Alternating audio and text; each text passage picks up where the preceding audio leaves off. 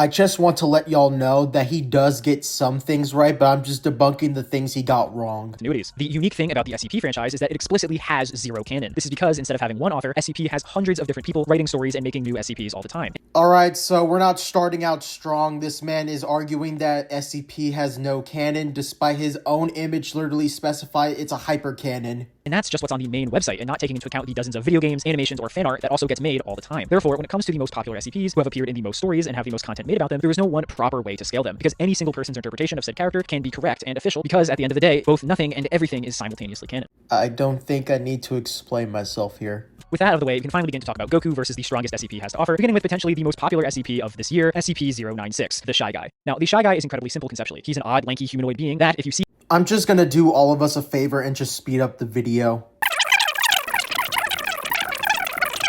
Popular animations by the YouTuber XCrisisXGamer, who put the Shy Guy up against pretty much everybody. He's fought Superman, Saitama, Yujiro Hanma, Homelander, and most recently fought Conquest and Thrag from Invincible. One, this ain't canon to SCP as they're already licensed, so this will just be a, like, you know what I mean? Just a fan animation. It's not, like, officially canon. I don't really think I need to explain this, but also, the guy you're using for your proof is the same person who openly says that he doesn't know the power scaling, so... And he also says this in the beginning of his videos. Kill the Shy Guy currently by throwing him into the sun just like Goku did, by having an astronaut look at his picture while right by the sun. It takes the Shy Guy 2 years, but eventually he makes it to the sun. But in this timeline, things do not end well, because somehow, after someone else back on Earth looks at a picture of SCP-96 again, the sun slowly begins moving towards Earth. Shy Guy technically also has a godly form, as in one story his body was turned to something known as the Assassin of Alagada by an extra-dimensional entity known as the Hanged King, who could possibly be one of the more powerful beings in all SCP. But technically, this isn't the Shy Guy anymore, and more importantly, to my knowledge, never actually done anything in this form. Regardless, I think it's safe to say that the Shy Guy at his peak is star level in power for being able to move the sun. Unfortunately, that is simply not enough for any Goku past Namek at worst, and even in that scenario, it took him 2 years to reach the sun. While even if you say Goku is nearly light speed, he could travel that distance in 8 minutes. So let's move on. Alright, so I'm just gonna present my video that I made, like, on the, Viper's whole situation on SCP-682 versus Godzilla.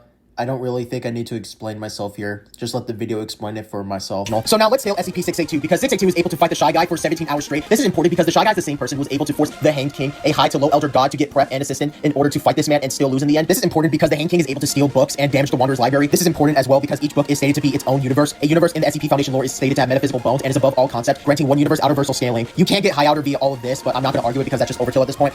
So I know that he doesn't know a lot about SCP or his scaling, but... I feel like this is kind of downplaying the Shy Guy a little way too much. From one popular SCP to another, let's talk about SCP-682, one of the other most popular SCPs of all time, the hard-to-kill reptile. And again, just like Shy Guy, the whole gimmick of this character is pretty much in the name. This entity is a reptile with immense regenerative and adaptive capabilities, making it unkillable by the Foundation. This wouldn't be too much of a problem, except that the Lizard has a hatred for all life and will gladly kill any human or living thing. Now, SCP-682 has become a bit of a meme in the SCP community for being one of the most wanked and hyped up characters ever created on the site. They have made a profile called SCP-682J, where he's essentially hyped up by a child as some unbeatable original character do not steal, who's better and stronger than literally everybody else. This notion of 682 being like the Z Broly of SCP is so strange because, at least as a baseline, he's clearly not ultra strong. The very fact that it is contained by the Foundation against its will is proof of this. Hold up a second. I know my ears didn't deceive me just right about now. Did you just say 682 was weak due to the fact the Foundation is able to contain him? Saying SCP-682 is weak due to the fact he's able to be contained by the Foundation is the same equivalence as saying a nuclear bomb is harmless because it's able to be safely contained and sitting comfortably for many years in a military base or bunker. Apologies for my language, but Lonks, you've been power scaling for 4 fucking years. You should have been able to make a better argument than this. Like, if we use your logic, then all of this should be applied to Goku. It's through this that we actually have the logs of the Foundation attempting to kill SCP-682 with various other SCPs. Now, obviously, all of these attempts fail, but the Lizard usually easily surviving the fight, and sometimes coming out stronger than ever by actually adapting to the ability that was used on him. Now, it would take a whole other video to go over every single thing the Lizard survives here, but there's one I want to focus on, as SCP-682 actually gets put up against the Shy Guy and loses, having 15% of his body remaining after a 27-hour-long fight where the Shy Guy only had some injuries and ended up just crying in the corner. Sir, I'm leaning towards 682 winning that fight due to the fact this man had, like, the Shy Guy traumatized for the rest of his life despite the fight being a draw.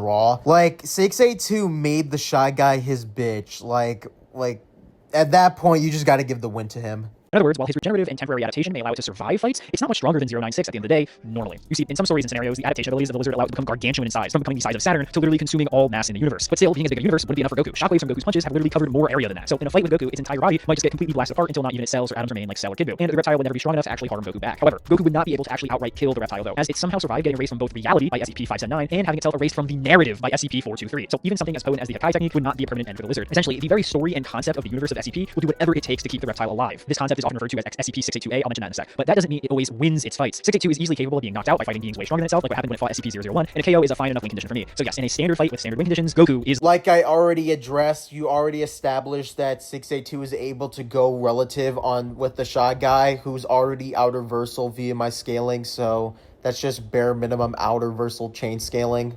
Like, what the hell? But anywho, this is the end of today's video. If you enjoyed, please like and subscribe, turn notifications on. I'm heading off. I'm done.